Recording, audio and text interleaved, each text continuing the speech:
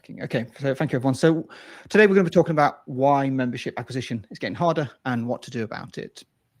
We're Copper Bay Digital, and we are the membership growth agency. And today it's myself, Chris. I am the digital lead at Copper Bay, and also we've got Jay on the webinar as well. And he's one of our senior account managers and has been supporting organisations' memberships for a while now. He has. So Copper Bay has been working with organisations to grow their membership and customers since 2008. And at the heart of what we offer and what we do is that our mission is to help 10 million members realize the benefit of their membership. So we're here to make sure your members are getting that value from their membership. And we do that by supporting you and making sure we get your members in front of your offering. We do. So I think Laura's mentioned she's not getting sound. Hopefully others are getting sound. So I'll continue as we are unless someone else mentions that they're having some sound issues. So the reason we kind of decided to kind of pull this webinar together was because two reports have come out recently from the Future of Membership and Digital and MemberWise, and also from our own experiences around kind of what are the problems around kind of membership acquisition, and they came out this year. They did. So first we have the MemberWise Digital Excellence Report. So this was published March 26, so very, very new. It's a 10th iteration of this report. It is. They do it every 2 years. It's 100% independent, so there's no kind of sponsorships or anything like that. So the information is really kind of trustworthy, we believe. It's got hundreds of membership organisations that have fed into this report, so you really get a good shape of what's happening in the sector. And the data split across small, medium, and large memberships. And the focus in this report is digital kind of experience in the whole. But we focused around the member acquisition side of it for today's webinar. The link is there to access the report, and we'd recommend kind of reading that report if you have the time. But we're going to cover a lot of the kind of sections here today. Second, we have the Future of Membership report. So this is a relatively new report. It is. So it came out in January 26. It's the first year they've run this report. Has 22 membership responses. So obviously a smaller audience, but still enough there to gain some insight. And the focus on wider membership experience, so acquisition and engagement it is. So again, we focus on the acquisition elements of this. So I'd recommend you reading that report at sometime in the future as well. So today we're going to cover the state of membership growth, why membership acquisition is getting harder, what actually drives that membership growth, the membership growth framework that we subscribe to, and there's sort of 6 stages of the member acquisition from that framework, and then just what a high growth membership organization does differently to ensure they're getting that growth and getting the acquisition. So before we start, you'll see there should be a question mark in the top right corner where you can ask some questions. We're going to have some time at the end where we answer some of those questions, but feel free to put those questions in as we go through, and we'll make time at the end to go through each question and answer those for you. So first I wanted to just do a quick poll around kind of what area is currently the biggest barrier to membership kind of acquisition in your organization. So I'm just going to turn that on. Hopefully you'll see that up here in the top right hand corner. If you could kind of vote on that, please, it would be great to sort of see any challenges you have. All of the above. Yeah, thank you. So we're getting attracting enough new prospective members, obviously, again, converting them. Yeah, numbers are jumping around. So around kind of 37% is saying of converting those into, oh, let's jumped again. Getting a lot of responses. Yeah, so about 45% is just generally attracting them, bringing them in the first place. Interestingly, no one's kind of explaining the value of membership, which is great. So you're kind of you're clear on that.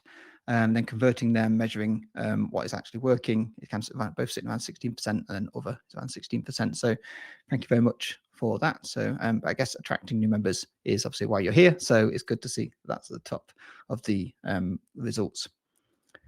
So want to talk about first off about the state of membership growth and how membership, what it is like based on the reports and what the reports are telling us about growth. So Membership numbers on the whole are either flat or declining, kind of for the majority, only a slight majority, but a majority. So 56% of membership organizations report decrease or flat membership numbers. That's from the MemberWise report, with 44% saying they're increasing. So 44% is actually up on the previous report. So that's good to hear. But unfortunately, on the whole, most memberships are still seeing even no growth or actually declining growth in membership. So obviously they're having that issue of acquisition. And MemberWise is also mentioned that they also asked for those top 6 priorities. And for the second report running, acquisition has been the top of that priority. It has, hence why we felt this was a relevant webinar to pull together. Just previously, engagement was kind of number 1 for many years before, but in the last 2 reports, acquisition has kind of stayed at number 1. So people are definitely seeing that as a challenge. They are. And ultimately, from a state of membership, more members are needed just to stand still. So obviously costs for everybody, for most organizations, are going up. They are for many, many different reasons and many, many different areas. And ultimately, if you're maintaining numbers, ultimately your organization is declining because your costs are going up, but you're retaining your members. Your member kind of revenue isn't necessarily growing alongside that. And we see that the data attribution a divide effectively. So lots of organizations, but not all, do not have adequate tracking in place to measure and optimize acquisition activity. So we say not all because sometimes we do speak to some, and you can tell they've really gone hard on this and they see it as a problem, which is great, and they've worked hard to kind of ensure their data is accurate. But we also see that too much reliance is on last click assumptions, and just from like Google Analytics, what's that showing, or just self-reported. So how did you hear about us? People are still, it's hard to make kind of great kind of micro decision to optimize your acquisition strategy when the data isn't solid. And we're going to talk about that a bit more later. And in some cases, we also see inaccurate tracking. So some organizations might come to us and they're optimizing their acquisition kind of budgets against the wrong data. And actually they're optimizing it against just an example is optimizing it against just visiting a page, not actually completing the join page, just visiting the join page. So they were just driving traffic to that page, but not actually optimizing against the conversion. So inaccurate data sometimes is an even worse place to be. It is. So that's an area we see from that divide, but some are really hot, some are really just have poor data attribution. So next we're going to talk about why membership acquisition is getting harder across the board. So membership competes with free alternatives. So MemberWise are saying expectations are being shaped by the digital experiences elsewhere, and Future of Membership is talking about members increasingly compare paid memberships against those free resources. We all know there are lots and lots of platforms out there in YouTube, or obviously AI, being able to supply information, respond to questions, answer, kind of provide documentation even. So AI is a huge challenge in this kind of free resource, or even maybe not free, even if they get a paid version, £20 a month, they're kind of cheaper resource. So this can be a huge problem. And obviously that's for those memberships that are in kind of the information and resources kind of space. If you're not in those,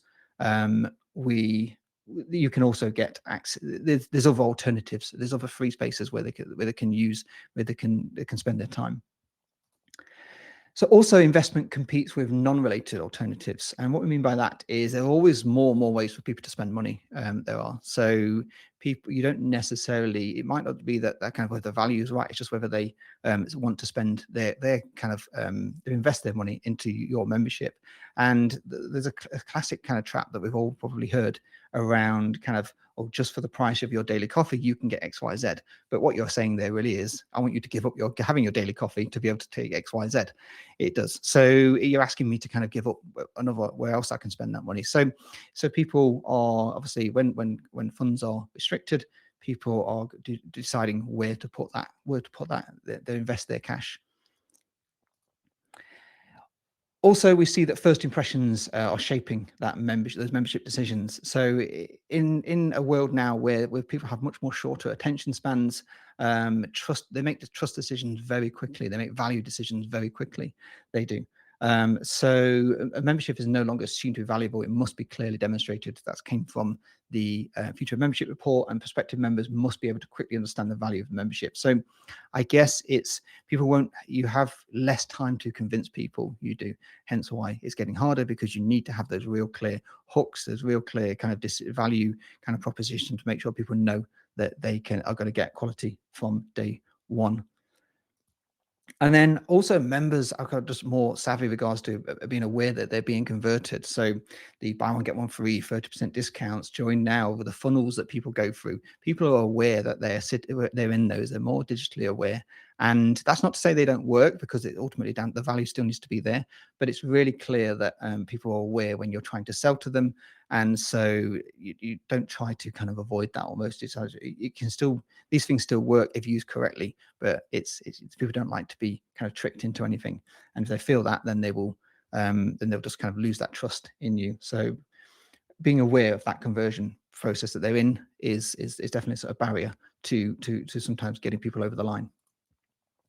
And there's also this multi-channel kind of spread. There's much wider distribution of your audience now. So a few years ago, every kind of year, there's always a new channel that people are promoting. There's always different spaces that people are accessing. An audience aren't all sat in one bucket anymore. They're distributed across lots of different channels, lots of different social media channels if you're doing this digital marketing. And so I guess the kind of point here is that you now can't just access all your audience in one particular place. You do need to have multiple channels to access those multiple segments of your audience. You do. And also as well, obviously digital there's a different digital detox. Kind of people are more and more likely nowadays to talk about digital detoxing and coming off social media platforms. So being able to access that audience through digital means can be difficult. So Jay's now going to talk about the data side of why membership acquisition is getting harder. Thanks, Chris. Can you hear me? Yes. Cool. So far we've spoken about member behavior and how it's changing. More choice, more competition, higher expectations. But there is a shift happening at the same time. It's happening behind the scenes as well. The way we measure and understand membership acquisition has fundamentally changed, and in some cases, organisations are trying to make decisions based on data that's incomplete, like Chris mentioned earlier, and in some cases, just no longer accurate. So changes to browser privacy, cookie restrictions, and platform limitations mean it's so much harder for us to clearly see what's driving new members. A lot of organisations are still relying on attribution models that were built for a completely different environment, where tracking was way more reliable. The result is you're often looking at incomplete data, and in some cases, like we mentioned earlier, optimizing based on the wrong signals altogether. Because of that, there's been a major shift towards utilizing first-party data. If we go on to the next slide, please, Chris. Right. Thank you. So organizations can no longer rely on platforms like Google or LinkedIn to tell them exactly where their members are coming from. So instead, growth really depends on how well you can collect and connect your own data across your website, your campaigns, your CRM, and the member journeys as well. The organizations doing this one are the ones that actually understand the behavior. They personalize the messaging, and they ultimately improve the acquisition performance as well. Our clients that are using first-party data are really seeing the benefits of doing this. Now, at the same time, the way people become members have changed as well. Journeys are no longer linear. They don't go from one interaction to an immediate sign up. Instead, people are moving across multiple channels: search, social, email, peer recommendations over time. As you can see on the right-hand side, we've got a small snapshot of what a user has gone through in order to get to that final conversion. And you can see I think there's around 20 touch points here across all these individual areas. Now, tracking is way more limited. Those journeys are so much harder to see clearly, which means organizations often underestimate what's actually influencing someone to join. So what you've got is a combination of more complex journeys and less visibility into those journeys, which makes acquisition significantly harder.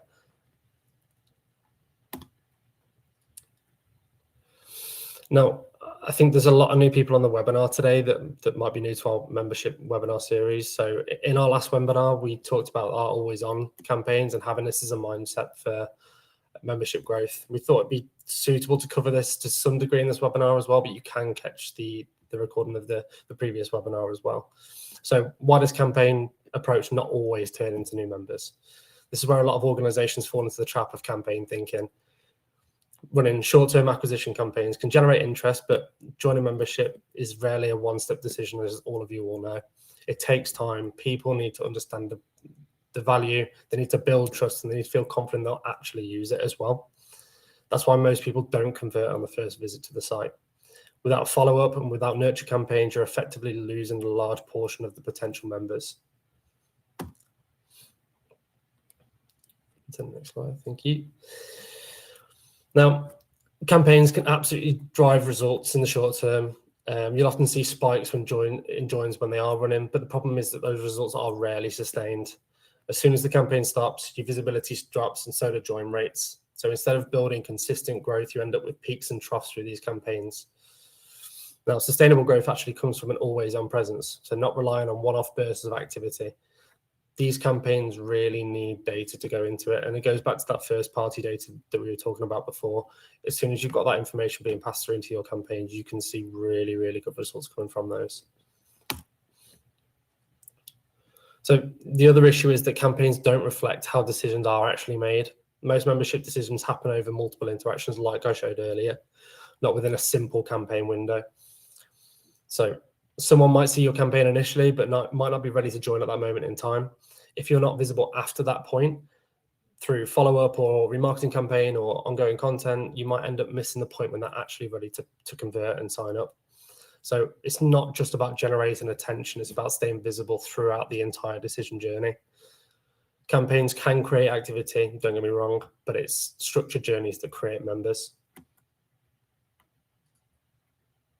Brilliant, thanks, Jay. So next we're going to talk about, okay, what does actually drive that growth and through acquisition? So we've obviously identified a lot of the issues there. So ultimately, you won't be surprised to hear that trust is key. So MemberWise is saying that evidence of member outcomes and impact plays a growing role in supporting join decisions. And then the future of membership is saying membership is often validated socially before it's justified. So we have kind of ultimately we say kind of weaponize those referrals process. Obviously, a referral scheme is, I'm sure everyone has that already, but just making sure you're using those real member stories and what aligns with that value messaging, so the kind of trust is a huge part of ensuring membership to convince people to join.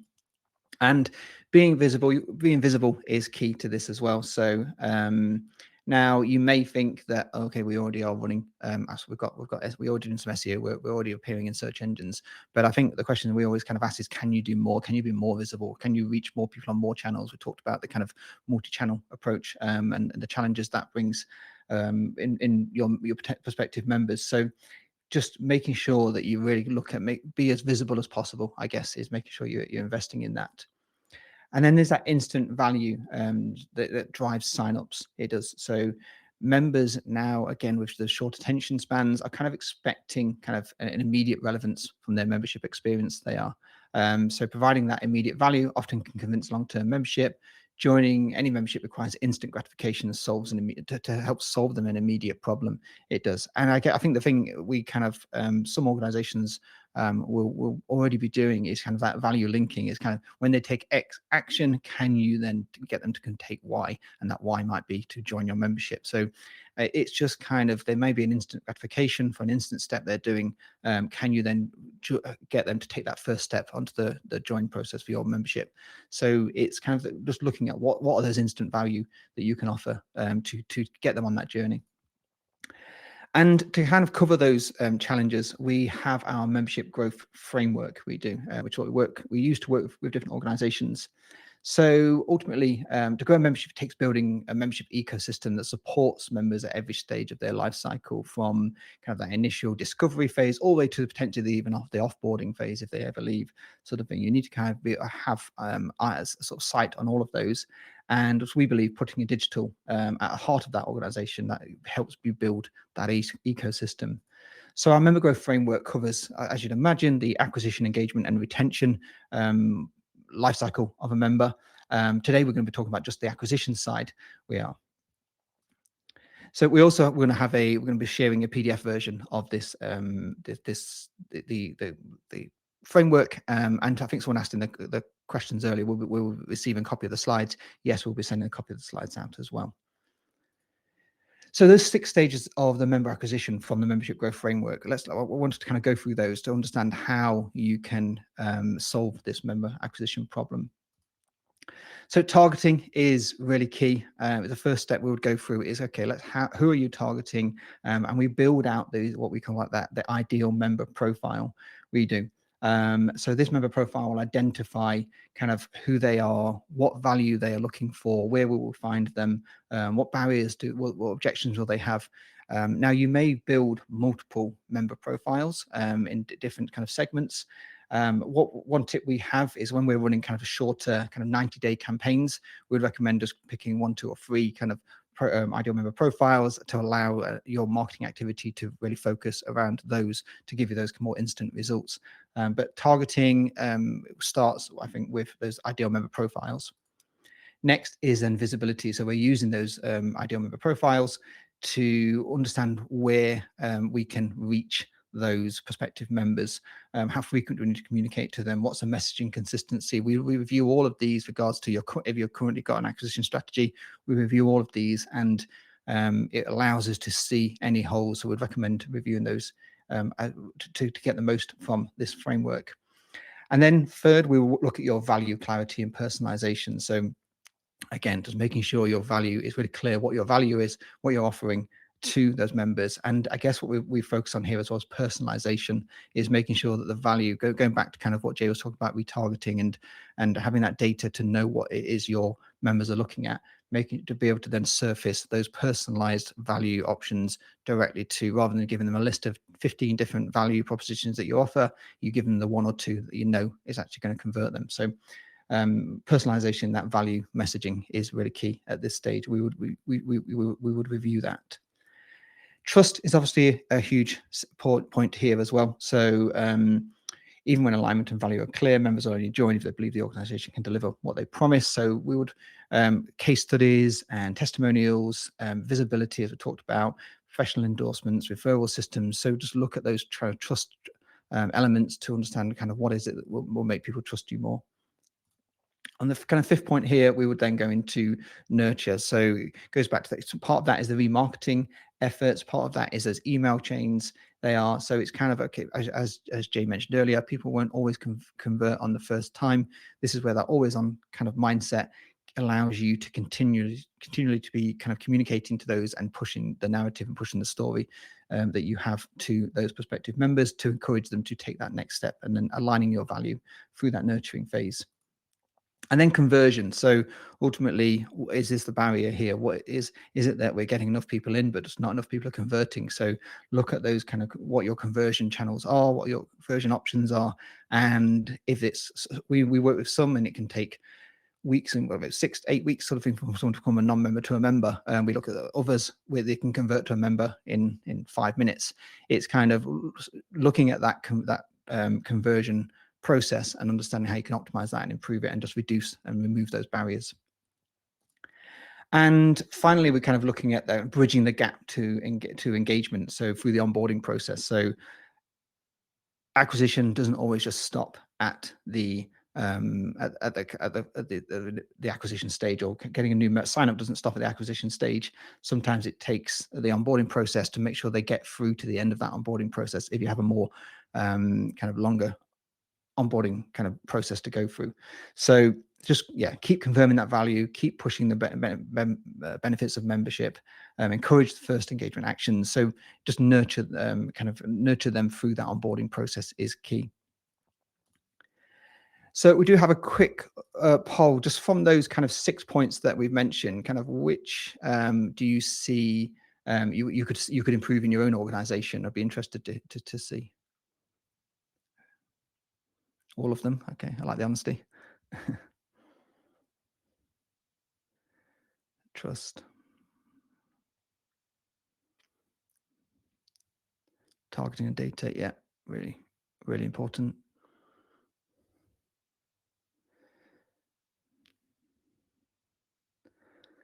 No one's gone for none of them yet, which is good. Cool. Cool. Okay, so 45% is sitting at all of them, which which makes sense. I think we could improve in a lot of areas. That's still change. 38% now in all of them.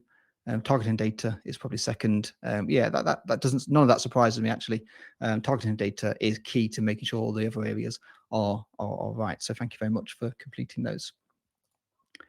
And so finally, we just want to talk about the kind of what high growth membership organizations do differently. So what we've seen when we are working with organizations.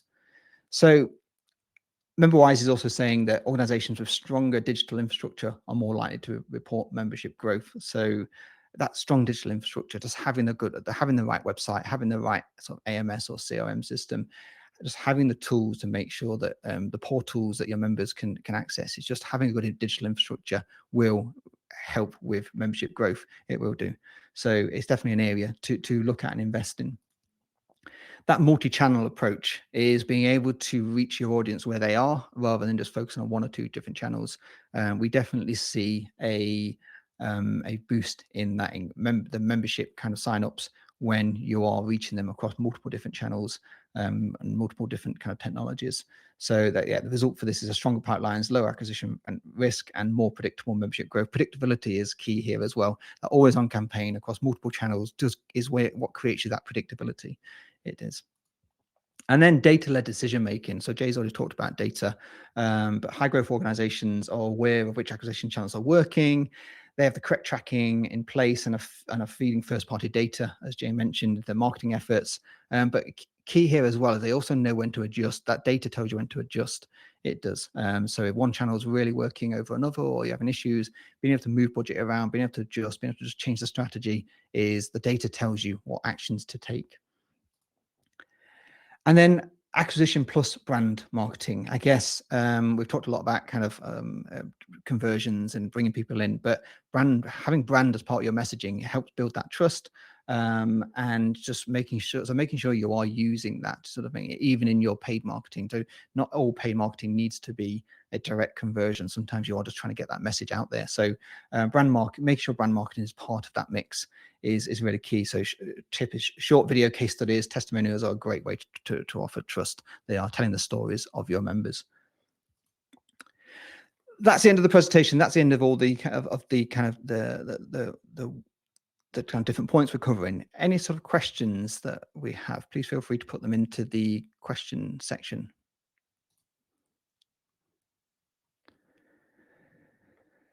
So Olivia is asking, what channel should we focus on first to see results quickly? I guess always with these sorts of answers is it depends. It depends on where your organization are. We'll definitely recommend going through the framework. But I would say Google is obviously a great channel for paid marketing. It is. We always say you can test. I guess we like Google because you can test the options. I guess, Jay, I don't know if you wanted to kind of talk about that. I would always go towards Google first, purely because it's my bread and butter. But yeah, I think in terms of just seeing sort of faster results, it's the prime area for us to try and set up a new campaign. The amount of information that we're able to supply into Google Ads as well is really, really handy. But it all really depends on how much budget goes into those as well. You also need to try and make sure that you've got the right volume of budget to go into each of these campaigns. So Google, you can start on a fairly low level. Obviously, we wouldn't really advise it.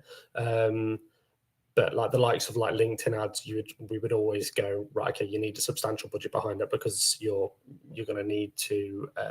It's a lot more expensive to advertise on there, but you're also in front of the right people at the right time in that area too as well. So that's sort of what I would say, really. But I would always go to Google Ads purely because of just how many great results we've got from that. Yes. Yeah, I guess as well to add to that, it's also just it's making sure you're also clear on that journey as well. So if your kind of landing pages, your joining forms aren't necessarily up to scratch, I would also then kind of tagging onto that some really kind of high converting landing pages to encourage people to take the next action. So that can be another quick way of making sure Google is as effective as possible. ultimately that depends on your own websites and what you have in front available to you. But yeah, I would say kind of using Google, using kind of dedicated landing pages will be a really quick way of testing your messaging and just testing what works. So thank you very much for that. Any other questions? Oh, we have some in the chat. So maybe for data track, is there a recommended time frame that is considered good or ideal for member acquisition? I guess ultimately the answer to that is obviously dependent on your membership. It is. So it's a bit of sorry for such a vague answer, but there's so many different reasons of why you want to, if you're in the education space, and they might work on turn times. If you're, there's so many different reasons about why your membership might join at different times. So we would obviously always recommend an always on campaign, which is going throughout the year. Now you can obviously increase and decrease budgets throughout that campaign based on kind of when you see is the most relevant time. But yeah, I think it depends is probably the short answer to that one. It is I don't know if you've got anything else to add to that, Jay, or is it similar? No, yeah, pretty similar. Yeah. Cool. So Mary's asking, for data tracking, what do you typically recommend as far as tracking tools? Is there any good place to start? We have Google Analytics and use Ontraport WordPress, but are not sure how to use it efficiently. So from a data tracking point, Jay, where would you start on that? Obviously, Google Analytics is the place to go as like a primary option. But obviously, the difficulty is sometimes is that you're also reliant on the user to accept cookies. In some cases, anyway, I know that obviously in the US there are slightly less strict rules on cookie acceptance. Within the EU, we are very, very strict on this.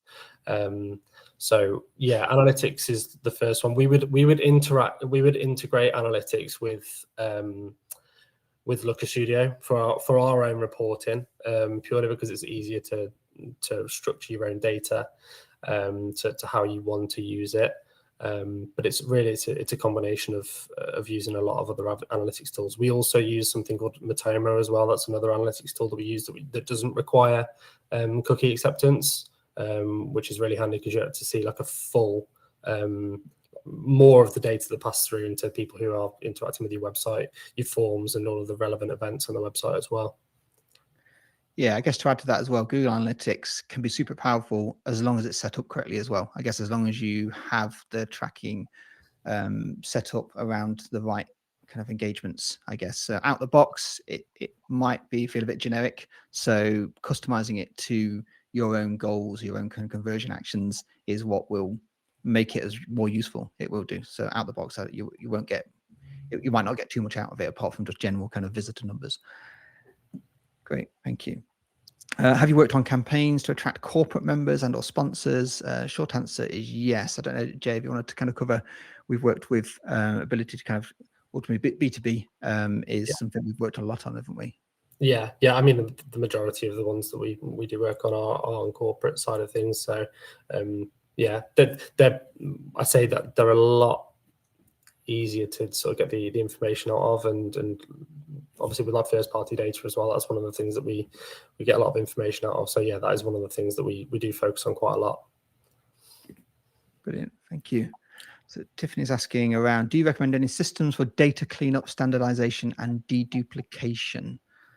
I'm not sure we would we? It's not necessarily a space you work in.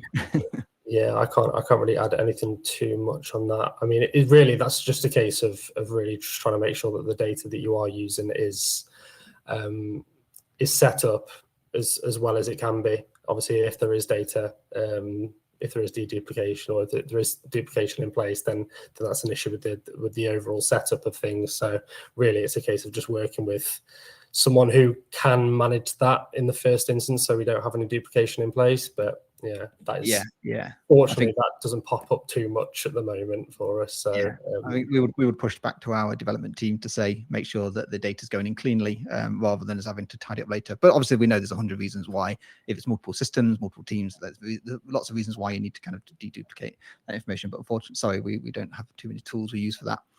Do you have any tips on finding out why members join? We have a question on the application form with a free form box, but it's not really completed. So I guess a couple of answers there. If you do have data in there already, I'm sure using AI to kind of analyze that information might be useful. You could drop all those in to kind of give you some insights rather than reading one by one. But having an open text box probably isn't the best option. Next step is, which I'm sure you're aware of, you could potentially turn that into kind of options lists where they select them to give you more accurate data. But I guess also as well, it's actually tracking that journey. Would probably be something I'd be interested in looking at, is to say what actually drove them to join, what search queries did they use, what pieces of content did they access, what did they look at before joining, and what actions did they take after joining. So sometimes the data can tell you why they joined, even if the forms might not be, there may be too many options. You might, having a checklist, for example, might just be too many, so it's hard to put that on there. So yeah, I think you could use data about their journey to help you understand why they join. And maybe asked, can you repeat the tools you mentioned? I think we mentioned Matomo and Analytics. Google Analytics were the two kind of ones, weren't they? Yeah, and obviously Looker Studio as well, as that's where you would extract the data from your various sources. So you can have Matomo and you can have Analytics and you can have Google Ads. Looker Studio gives you the opportunity to extract the data from all of those areas and basically build out a custom report based on what you need. I'm aware those who don't look into Google Analytics or GA4 on a regular basis, it can be quite daunting. Reviewing it and navigating it and trying to find the right information. So having a custom report built that has all the information you need, that refreshes on a regular basis, you don't need to make those adjustments on a regular basis as well. It really helps with, well, time, efficiency, and just making sure that data's there readily available whenever you need it. So whether that's internal reporting or internal meetings, like that is really handy. So I would always go down the route of having a centralized area that sort of combines all of your own analytics tools. Brilliant, thank you. And final question from Rosie is, where should we start if I'm not sure where the acquisition problem is? Obviously, a lot of people put there all of them. I guess the place where we would start if we were working with yourselves would be to go through each one of those and just understand where they are. So take each one of those 6 points, answer, okay, what does my visibility look like? How many people am I reaching? Do we have the avatars? Do we have the IMPs for each member type?